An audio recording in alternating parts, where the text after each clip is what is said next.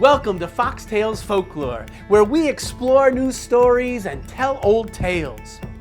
We are building a community through the ancient art of storytelling. We share our stories, and we hope to inspire you to stand up, sing out, to find your voice. Our stories shape our world. Your story can change the world. Join the chorus and fall in love with the world again and all of its possibilities. In this episode, we celebrate Prairie Tales. We're actually going to begin with a longer poem that I wrote for several voices, and our friends are going to recite that poem for you. Prairie Fire. Hey guys, I just found this new poem. It's about a prairie fire. The never-ending ocean of waving grasses. This flowing sea of flowers and fluttering field of butterflies. Catches spark and blazes. A prairie fire! A prairie fire! A prairie fire! 300 million years burn away, and the ocean of grasses turns to ash. A real sea rises and falls, laying down the bedrock to the prairie to come. A great sea of ice slowly creeps down from the north, giving off an eerie glow of cold fire. The glacier grinds stones to sand, carries huge boulders 1,000 miles, and leaves them tumbled about in a barren tundra. This bedrock of limestone And the ground-down glacial erratics Provide the fertility to grow an ocean of grasses. 1,000 years of heat and drought pushes back the glaciers and conifers. Woolly mammoth and mastodon, saber-toothed cat and sloth bear, dire wolf and bison giganticus. creatures great and small move into these fertile fields and forests. Followed by Homo sapiens, the first humans. Crack! Lightning strikes the tallest oak in the savannah. A prairie fire! A prairie fire! A prairie fire! Humans learn to make tools. Arrowheads and spear points. Stone axes, bows, and arrows. And fire becomes a tool. The people learn to drive the herds of bison off a cliff with the aid of fire. The plants become fire adaptive. The fire clears away the duff and converts it to ash. The ash is fertilizer. Even Tatanka, the buffalo, learns to love the fire, for the fertile green shoots that sprout after the fire has passed becomes their favorite food. As the people sit round the cooking fire, feasting on the flesh of the buffalo, Prairie grasses converted to meat. they tell the tales of not so long ago. Not so far away. Imagine living on the prairie 1,000 years ago, hunting the great herds of Tatanka, the buffalo. They would often use fire as a tool in their hunt. The swiftest, bravest. Are you swift enough? Are you brave enough? The fastest and bravest would go into the herd of buffalo and harass the bull and get them to chase him or her. Are you fast enough? Are you brave enough? And they would lead the charge. As the signal was given, the rest of the village would set fire to the prairie. And the red buffalo, as they called the fire, would chase the buffalo as the young person led them to the edge of a ledge. He would step down onto the ledge and the buffalo would go careening off the cliff to their death below, where the other half of the village was waiting. And they would skin the buffalo. They would tan the hides. They would roast and smoke the meat, preserve it for the long coming snow. Every part of the buffalo was used. Nothing went to waste. In this long ago time, as the people were moving towards a more permanent winter camp, there was one young girl among the people. She had one thing she loved more than anything else, and that was arf, arf. Her puppy, yes. Everywhere she went, her little puppy would follow along behind. Now, on a good day, they might travel 5 or 7 miles. On this day, they traveled 6 before lunch and 6 after. But when they stopped for lunch, she did not see her puppy. She asked her friends, "Have you seen my puppy?" "No, I've not seen it since this morning." "Have you seen my puppy?" "No, I've not seen it since yesterday." Without telling her mother where she was going, she turned around and headed back. Now, at first, it was easy to follow the tracks of 100 people dragging their travois, their teepees.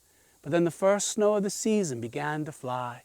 Now, if you want to, can you wiggle your fingers as you move your hands up and down? As you move your arms up and down? That's sign language for snow. Stop that. It's still not cold enough yet. But as the snow began to fly, it began to cover in the tracks.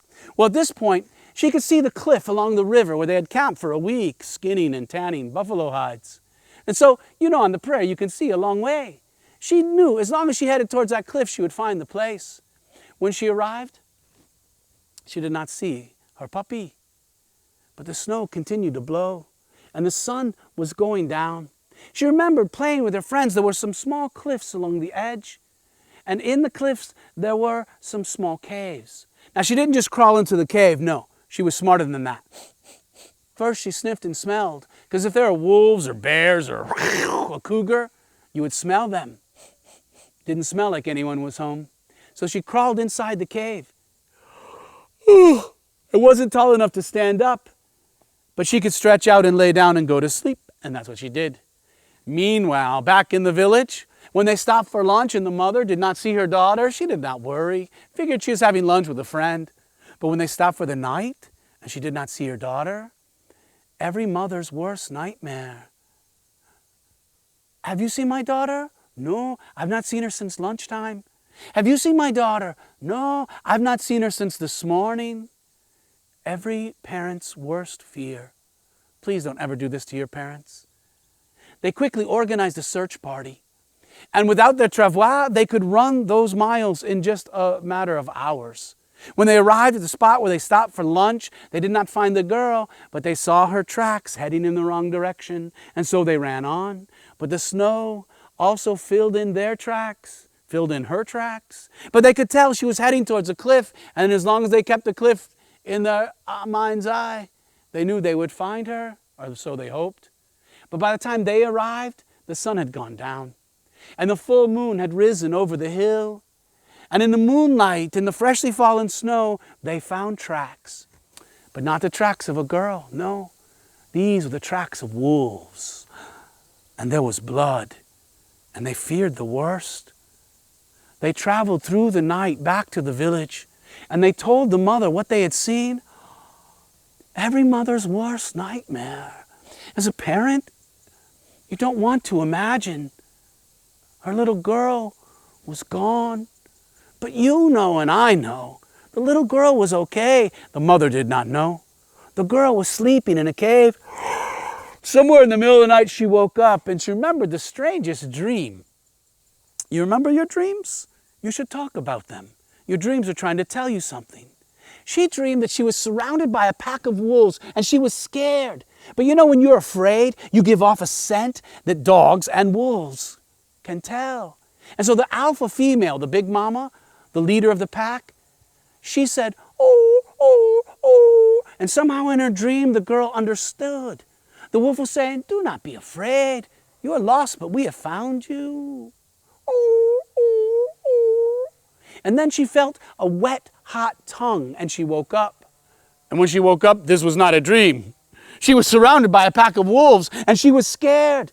But the alpha female, the big mama, the leader of the pack, said, "Ooh, ooh, ooh." And remember her dreams. She knew that she was safe. And the big mama wolf curled up around her. Would you like to have a warm fur blanket on a cold night? How many of you have a dog that sleeps with you? Yes? She went back to sleep. But in the morning when she woke up, there were no wolves. It smelled like wolves. She crawled out of the cave. The sun was bright. The snow had fallen through the night. The world was white. And she saw the pack of wolves coming across the river with blood in their teeth. She stiffened with fear, but they sensed her fear and stopped, except the alpha female. Brought her a chunk of raw liver, meat from wapiti, the elk, and dropped it at her feet. Well, she knew from a healthy animal, liver is good, and she was hungry. How many of you, when you're really hungry, will eat things you don't usually like to eat? She knew this was good, and she was starving. She ate, and from that night on, every night when she went to bed, the wolves would curl up around her. But wolves are nocturnal, they hunt at night. Are you nocturnal or diurnal? Diurnal, yeah, you sleep during the night or day. Which is it? Well, when the wolves are gone, she would sleep, but it meant every morning when she woke up, there'd be fresh meat. And living with the wolves, she began to learn their language. Can you give me a howl all together, please? Ow! She knew what that meant. Now you might think that's a little bit crazy, but think about it. Do you have a dog? Dogs are wolves. Have you seen a dog? When they scratch on the door, what do they want? They want out or in, depending on whether they're in or out. Dogs are wolves, and they do talk to us. They speak in body language mostly. I can tell from looking at you right now whether or not you're listening to the story, whether or not you're paying attention. Your body is talking all the time. How do you move through the world? Wolves speak the same language as humans, body language. That's why dogs are man and women's best friend. She began to understand their language. Finally, the snows began to melt. The pasque flower in the prairie began to bloom. And as she was sitting on a hillside, listening to the wolves, can you howl one more time? Ow! They were talking about the village of the two-legged animals. Two-legged. Have you ever found a word in a book you didn't know what it meant? Look at what else is going on in the sentence. They were talking about her village. The alpha female, the big mama, came to her and said, "Arr!" Which I'll translate. Prepare for a long journey. We will travel for 4 days and 4 nights. We may not stop to rest. The young woman did as she was told. She filled her belly with all the food it could hold and drank as much water as she could. And they traveled for 4 days and 4 nights. And did you know a pack of wolves can run 200 miles without rest? She had trouble keeping up. When she was tired, they let her rest. Middle of the day, middle of the night. But as soon as she was rested, off they went. Through the night and through the day. They came to a hill above the prairie, and as she looked down in the prairie, she saw her village. She knew it was her village because she recognized her mother's teepee, and she knew it was her mother's teepee because she saw her mother coming out of her lodge, and she was torn. Part of her wanted to run down the hill and give her mother a great big hug, but part of her wanted to stay with the wolves. Put yourself in her moccasins.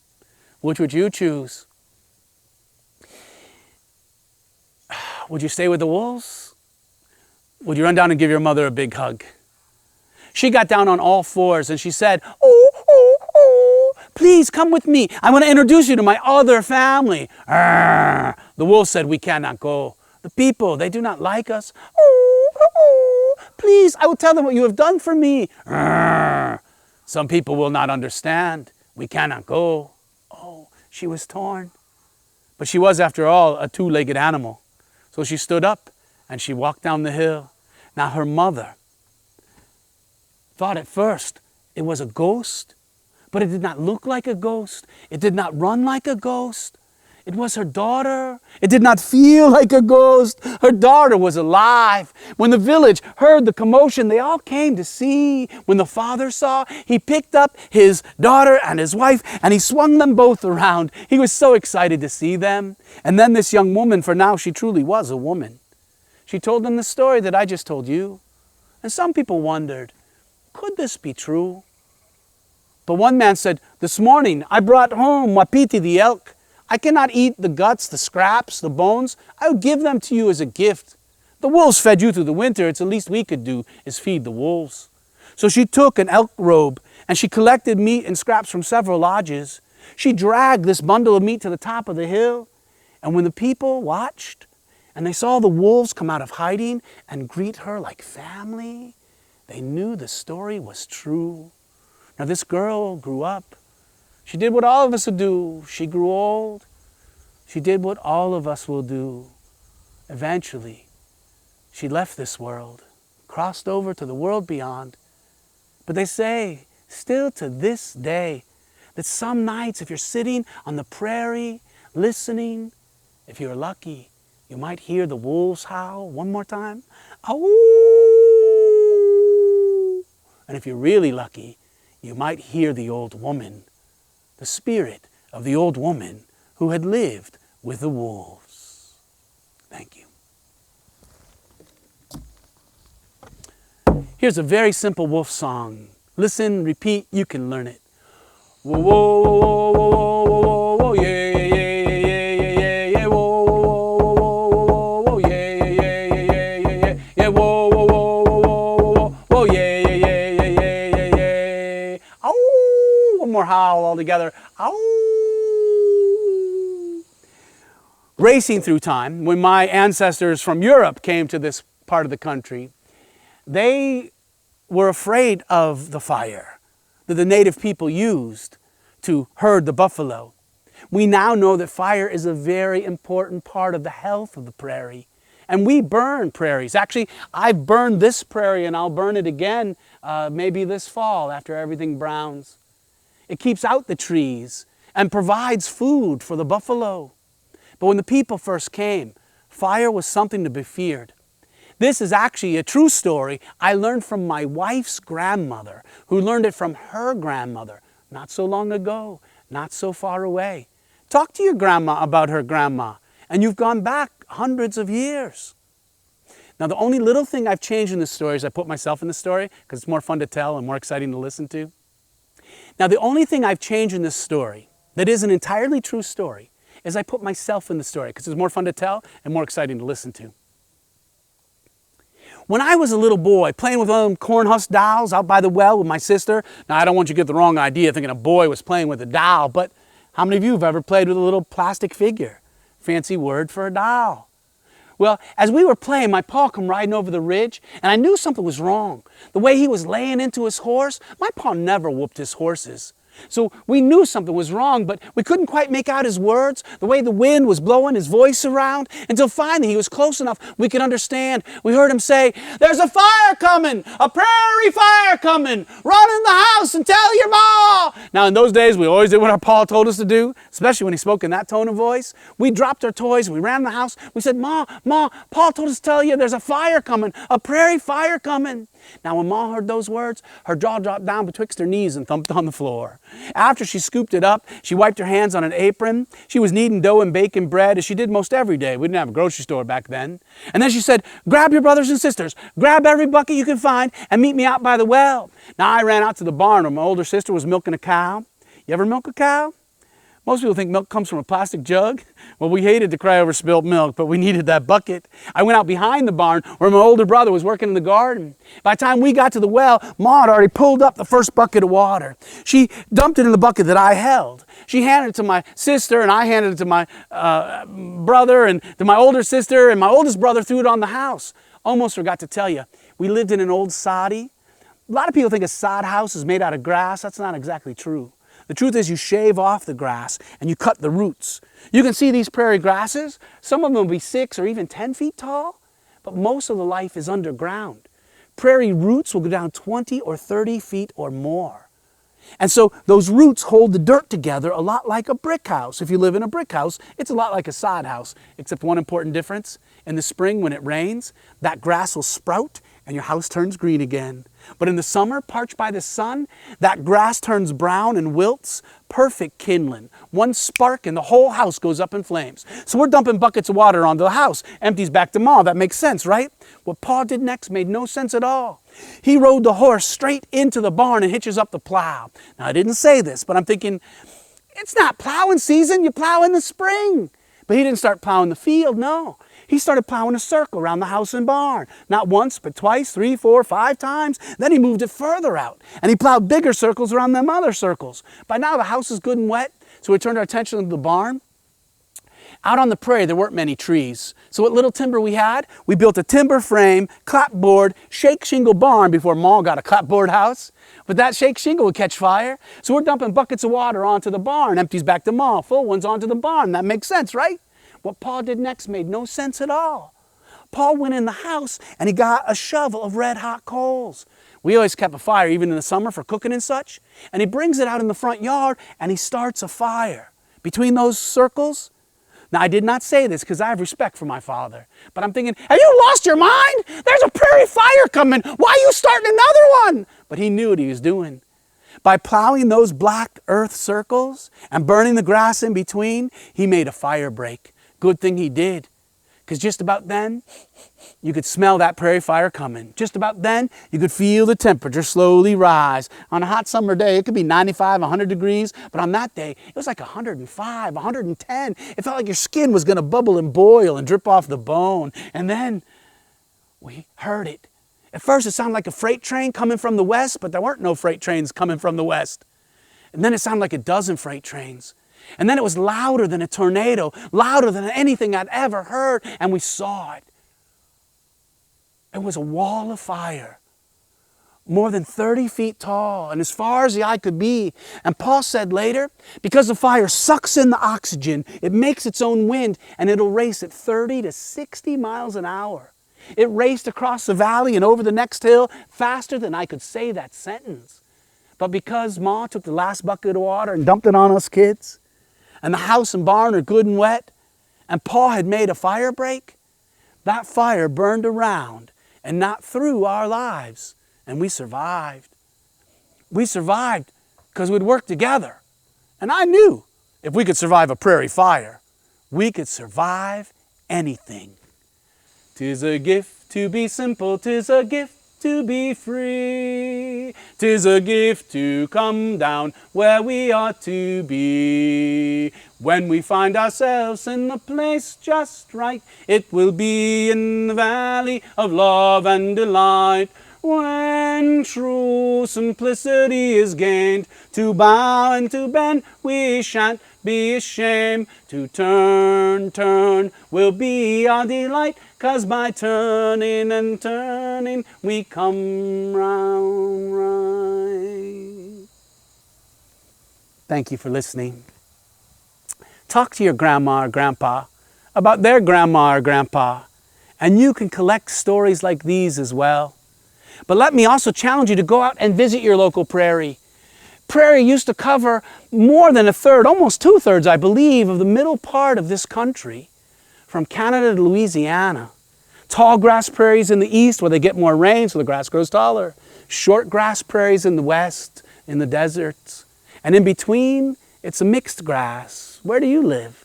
What kind of prairie do you have? Well, even in the forest in the far east, there would be what we called oak openings because the sandy soil doesn't hold much moisture. And so the prairie grasses moved in. If you go out and spend a little time, look at the diversity of flowers. How many different kinds of flowers? Maybe you take a string that's 1 meter, a yard long, and make a 1 meter square. And how many different species can you find? How many varieties of plants? In an average virgin prairie, more than 200 species of plants. And you know about monarchs and milkweed? We've actually had some fly through here during the stories. You know that monarchs only lay their eggs on milkweed? Well, a similar thing is true for almost every prairie plant. Certain species of butterflies and other insects will only lay their eggs there. Begin to look at those relationships. And if you plant prairie in your neighborhood or even just around your yard, they're gorgeous flowers. And I promise you, you'll have more butterflies, you'll have more birds, and maybe your kids and your great-grandchildren will see the prairies as we once knew them. This is a common goldenrod, and there's probably 10 or 15 species of goldenrod you can find in an average prairie.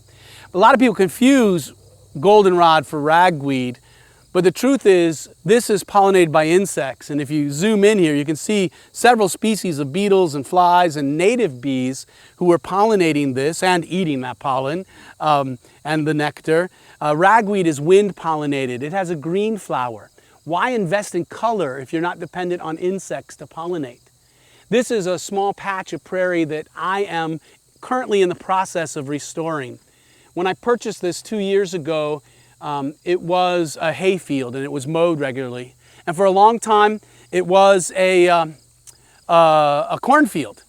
But without me doing any planting yet, except for these fruit trees, so it's going to be a mix of orchard and prairie, most of these flowers have volunteered.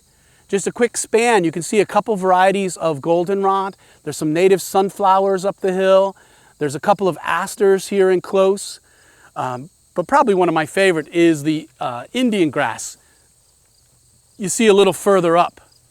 The Indian grass will average 6 to 8 feet tall in a native prairie when it's got time to really get established. And some of the big blue stem, which you see in the prairie over my neighbor's yard, big blue stem historically could be as tall as 8 or even 10 feet tall. But as I mentioned in one of the stories, most of the life of the prairie is underground. These roots go down 20, 30, 35, 40 feet, and they capture carbon. So prairies are a very important part of climate change. If we can replant a lot of prairie and capture a lot of that carbon and store it underground, we will help to counteract some of the negative impacts of humans here. And that's why I'm doing this. Part of it Part of it is we are the prairie state, and I want to restore prairie. Illinois used to be about half prairie and half forest, and now 0.01% of the virgin prairie is all that remains. And so this tiny little piece of restored prairie is going to also be a seed bed where I will be harvesting the seeds to replant native prairie throughout the region, hoping to get that percentage back up a little bit. I think if you count all of the replanted prairie, we might be close to 1% instead of 50% of Illinois. So let's see if we can tilt that scale a little. And so it's not just butterflies and bees who pollinate. We have a couple of native beetles here who are also doing their part to pollinate these flowers.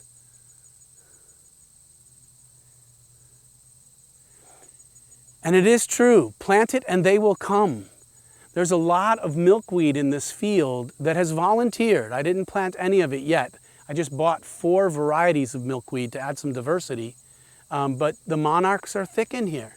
Almost every day I'm out here, I see some monarchs flying through. Thank you for joining us for another episode of Foxtails Folklore. Next time, invite your friends. And maybe you can send us a link to you telling one of your favorite folk tales, and we'll use it on an upcoming episode. Join our choir to fall in love with the world and all of its possibilities.